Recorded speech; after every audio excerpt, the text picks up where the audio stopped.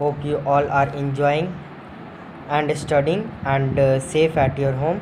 तो मैंने पिछले वीडियो में आपको I want to drive a car नामक चैप्टर पढ़ाया था और मैं आपको यह बताया था कि मुकेश का जीवन बहुत गरीबी में बीता था, यहाँ तक बताया था।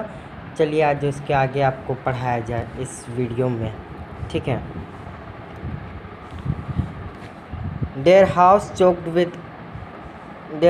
choked with garbage, past homes that remained hovels with crumbling walls, wobbly doors, no windows, crowded with families of humans and animals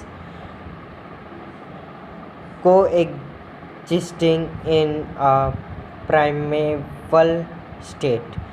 तो इस पैराग्राफ में यह बताया गया है कि उनका हाउस गार्बेज से भरा पड़ा था, उसमें वुबली डोर्स थे, क्रम्बलिंग वॉल्स थे, नो विंडोज़ थी, विंडोज़ नहीं थी, और फैमिलीज़ ऑफ एनिमल्स और ह्यूमन बींग्स के साथ क्राउडेड थी एक ही स्टेट में।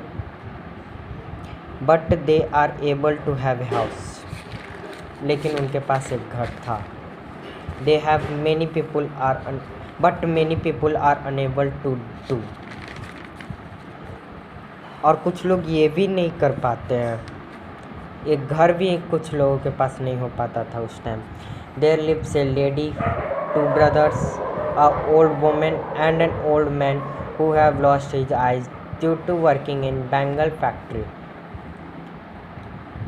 इस पैराग्राफ में यह कहा गया है कि वहाँ एक औरत, 2 भाई, एक बूढ़ी औरत और एक बूढ़ा आदमी रहता था जिसने अपनी आँखें खो दी थी क्योंकि वो बेंगल फैक्ट्री में काम करता था।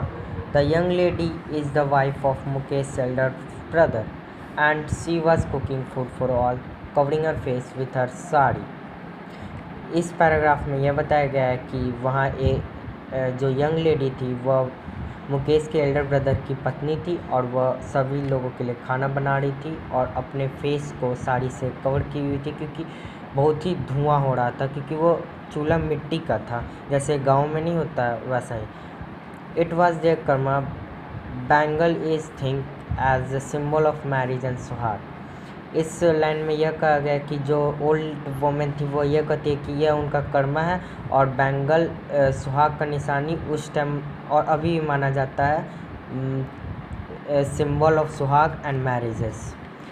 A girl named Savita dressed in A drab pink dress also do the work of Bengal separation but does not know that one day she herself had to wear these bangles। इस paragraph में यह कहा गया कि वहाँ एक लड़की सविता थी जो कि पिंक ड्रेस में ड्रेस्ड थी और वो बैंगल्स के सेपरेशन का काम कर रही थी, मतलब खराब बैंगल्स को अलग और अच्छे बैंगल्स को अलग करने का काम कर रही थी, और वो यह नहीं जानती थी कि एक दिन उसको भी ये बैंगल्स पहनना जब उसकी शादी होगी। The old lady still has bangles on her wrist but no light in her eyes. एक वक्त शेर भर खाना भी नहीं खाया। वहाँ एक ओल्ड लेडी थी जो जिसके हाथों में अभी भी चूड़ियाँ थी लेकिन आँखों में रोशनी नहीं थी, उसके पति के आंखों में रोशनी नहीं थी, सॉरी। और वो यह कहती कि उसके आंखों में भी रोशनी नहीं थी। एक वक्त शेर भर खाना भी नहीं खाया, और वो कहती है कि शेर भर खाना उस भूखे पेट है वो। They do not have a strong leader so they do not show themselves as cooperatives, the middle man, the policeman, sahukars assault them.